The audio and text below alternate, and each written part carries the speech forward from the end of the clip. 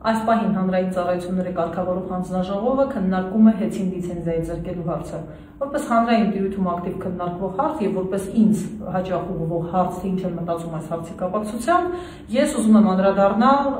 այս թեմայի որոշ ասպեկտների։ Բազմաթիվ են ասելիքներն իհարկե, բայց անհրաժեշտ է առանց էմոցիաների եւ զուտ իրավական տեսանկյունից անդրադարձ կատարել երկու հիմնահարցի։ Տեղի է ունենալու լիցենզիայի ձեռքում, որը կայուն դատական պրակտիկա կա, հավասարազոր է սեփականազրկման։ Այսինքն տեղի է ունենալու սեփականության իրավունքից զրկում։ Սա ամենաբարդ, ամենադժվար ներգործության միջոցն է իրավական տեսանկյունից հիմնավորման ենթակա, որը հիմքում պետք է իսկապես ծանրակշիռ փաստեր դրված լինեն, որովհետև ակնհայտ է, որ թե միջնաժամկետ եւ թե երկարաժամկետ կտրվածքում այն չի կարող բացասական ազդեցություն ունենալ Հայաստանի ներդրումային միջավայրի եւ առհասարակ տարբեր վարկանիշային աղյուսակներում Հայաստանի տեղի ու դերի վրա։ Եվ որպես սեփականազրկման հիմքում դրված փաստարկներ չափազանց կարևոր է, թե ինչ են ասում մեզ իրավասու պետական պաշտոնյաները։ Ռոմանոս Պետրոսյանը բարձրաձայնում է խախտումների մասին եւ ես չեմ ուզում դրանց ոճին, բնույթին, բովանդակությանը անգամ անդրադարձ կատարել, որովհետեւ Ռոմանոս Պետրոսյանը գնացել է, այսպես ասենք, ժամանակավոր կառավարիչ աշխատելու հենց այդ նպատակով։ Ինձ առավելապես հետաքրքիր է հանրային ծառայությունները կարգավորող հանձնաժողովի դիրքորոշումը եւ այդ դիրքորոշման հիմքում ընկած փաստարկները։ Փաստ է, որ այն ամենը, ինչ ներկայացրել է ժամանակավոր կառավարիչը, պետք է պատշաճ կերպով մոնիտորինգի ենթարկվեն, քննարկվեն, ըստ էության ապացուցողական բազմաթիվ նշանակության փաստեր հավաքագրվեն, որպեսզի կարողանա հանձնաժողովը կայացնել նման որոշում։ Ընդ որում հանձնաժողովն ինքը չգիտես ինչու ասում է, որ միայն լիցենզիայի ձեռքերը կփրկի։ Այ ոչ մի տուգանք, այ ոչ մի ուրիշ միջոց չի կարող արդյունավետ լինել։ Մենք կանդրադառնանք դեռ այս որոշման խտրական կիրառմանը։ Ես ուզում եմ այստեղ կանգ առնել եւ ասել հետեւյալը։ Օրեր առաջ Մեսրոպ Մեսրոպյանը, որը հանձնաժողովի նորընծա նախագահն է, ասել է, որ երբ որ իրեն հարցրել են, բա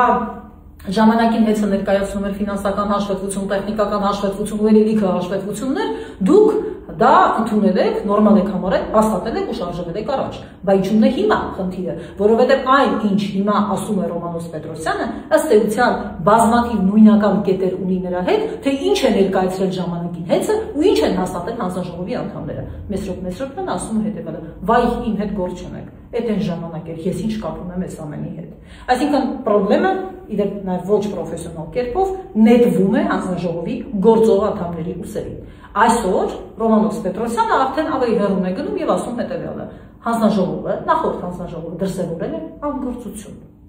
Այստեղ մի պահ կանգ առնենք եւ հիշեցնեմ. հանձնաժողովը նույն հանձնաժողովն է, անդամները նույն անդամներն են։ Մեսրոպ Մեսրոպյանը անդամ է եղել այդ հանձնաժողովում եւ եթե դրսևորվել է անկրծություն, որը ունի տարբեր դրսևորումներ, հանցավոր անգործություն, ծառայողական քննության արդյունքում բացվող բազմաթիվ չարաշահումներ, այլ դրսևորումներ, կոռուպցիոն երանգներ եւ այլն, պետք է լիներ հանցագործության մասին հաղորդում։ Որտեղ է Մեսրոպ Մեսրոպյանի հանցագործության հաղորդումը նախորդ հանձնաժողովի գործունեության կասկածելի բնույթի վերաբերյալ։ Որտեղ է Ռոմանոս Պետրոսյանի հանցագործության մասին հաղորդումը նախորդ հանձնաժողովի անգործության մասին։ Սա այն հանձնաժողովն է, որը պետք է քվեարկի լիցենզիայի ձեռքելու օգտին հիշեցնում եմ։ Եվ հետեւաբար սեփականազրկման հիմքում ընկած փաստարկները պետք է լինեին անխոցելի եւ իրավական պետությունում ընթացակարգը պահանջում է հենց իմ ասած եղանակներով այս կամ այն տեսակետի հերքում կամ հավաստում։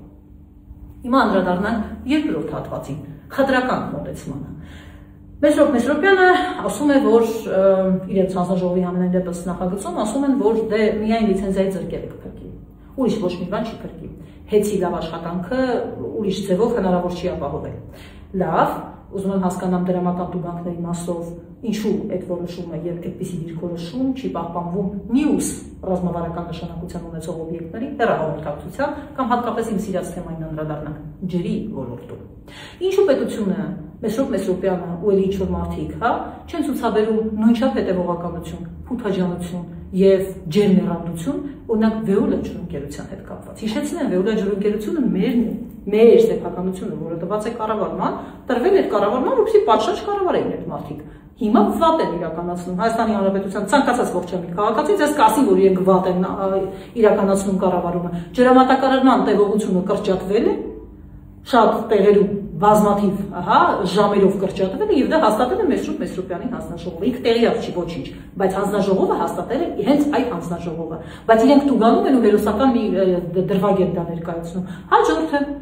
Վեոլա ջուրընկերության հետ որպեսի պայմանագիրը կարողանա լուծել Հայաստանի կառավարությունը կատարողական ցուցանիշների մասով, կառավարությունը պետք է ունենա տեխնիկական աուդիտորը եզրակացություն հաշվետվություն։ 4 տարի է տեխնիկական աուդիտը չկա։ Վեոլա ջուրընկերությանը եթե իրեն անհարմար կատարողական ցուցանիշներ կան, կառավարությունն ասում է այ մինչև 2021 թիվ, այս սրանք մի ընկրկեք մեջը։ Եթե հանգարց ՀՑԿ-ն չի համաձայնի հանձնաժողովը, այ ոչինչ տուժանք նշանակի, ես կվճարեմ այդ տուժը, Վեոլա ջուրը հանգարց չնեղվեց, վարձավճարներն իջեցնում են, ներդրումների ծավալը իջեցնում են։ Վեոլա ջուրընկերության նկատմամբ ցուցաբերվում է այնքան բարյացակամ ու բարեհաճ վերաբերմունք, որքան որևէ Հայաստանի Հանրապետության քաղաքացու կամ կառույցի նկատմամբ չի ցուցաբերվում։ Ինչու։ Եվ այս ինչուն, բացի հռետորական լինելուց, իր հիմքում ունի իրավական դեր, իրավական ասպեկտ ու նշանակություն։ Ինչու է խտրական վերաբերմունք ցուցաբերվում։ Մի դեպքում մասնավոր սեփականատիրոջը սեփականը զրկում են, երկրորդ դեպքում կառավարման հանձնված սուբյեկտից չեն վերցնում տան ուրիշին, որն ավելի լավ կկառավարի։ Պետության մասին չեմ խոսում, որովհետև պետության կառավարման արդյունքում մենք կարող ենք ունենալ, ինչպես օրինակ ատոմակայանը կամ բարձրավոր տելեգրական ցանցերը 4-րդ աստիճանի, այսինքն ռիսկայնության խմբում օբյեկտներ։ Սա է ուզում ձեզ ասել, սա է ուզում ներկայացնել եւ ակնհայտ ընդգծել իրավական մոտեցման եւ իրավական հիմնավորումների չափազանց խոցելի կամ առհասարակ լինելը կամ դրանց բացակայությունը։ Եղեք տեղեկացված։